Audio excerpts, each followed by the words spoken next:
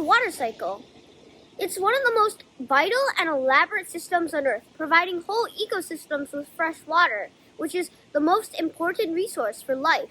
Unfortunately, this system, which has been stable for billions of years, is now being disrupted by humans. Currently, humans are participating in many activities like agriculture and deforestation, which are very detrimental to the water cycle. And so, for the cause, I'll be trying to save as much water in one day as possible. Let's go! So first, let's start off with some easy activities to save water.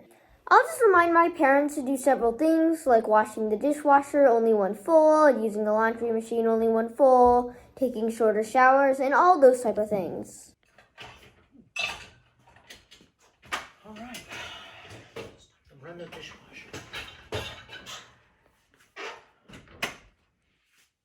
Wait, don't use the dishwasher now. It's only half full, right? If you use the dishwasher when it's full, you can save so much water. Okay. After that, my parents stopped using the dishwasher when it was only half empty. So in addition to that, here's another scene where I told my mom to stop using the laundry machine when it was literally only half a load of laundry. Wait, Mom! What? It's not a full load. Did you know that you can save a lot of water if you do a full load? Oh, that's a pretty good idea.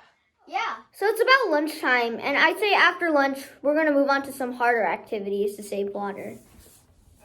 So I've been researching, and I found a method to displace toilet tank water by putting water bottles filled with rocks and marbles inside them. Before we actually test this out, let's just figure out how these toilets actually work and how can this method save water.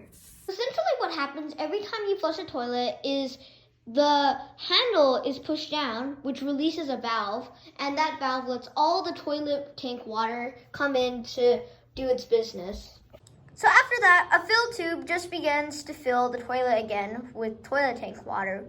So it knows when to stop when a certain water level is reached. And when that certain water level is reached, the fill valve is closed and no more water is allowed into the tank.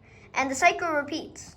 However, if you put anything like a plastic water bottle or a rock that can displace the water, it can achieve the same water level without using as much water.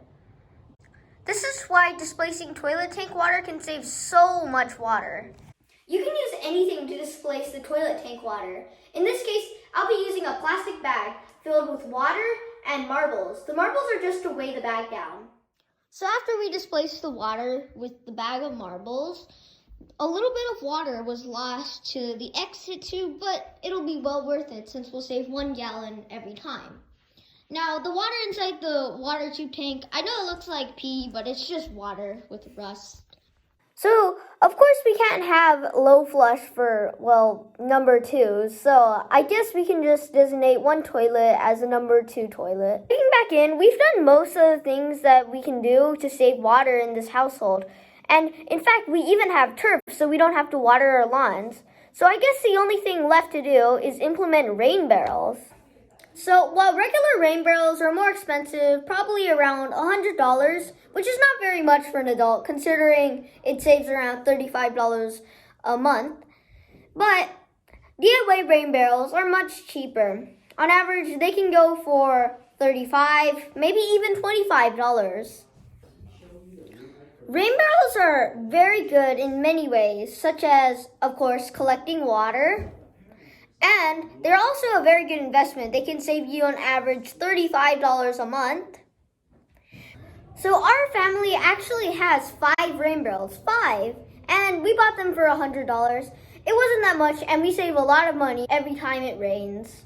However, if you want to learn how to build a DIY rain barrel yourself, then links to the directions are in the description. So for this video, I was going to make my own DIY rain barrel, maybe even sell it off, but unfortunately, even the fastest materials take like 3 weeks to come, and we don't have that time. So don't let this precious resource be collected in sewers, and instead use it, because it's always available.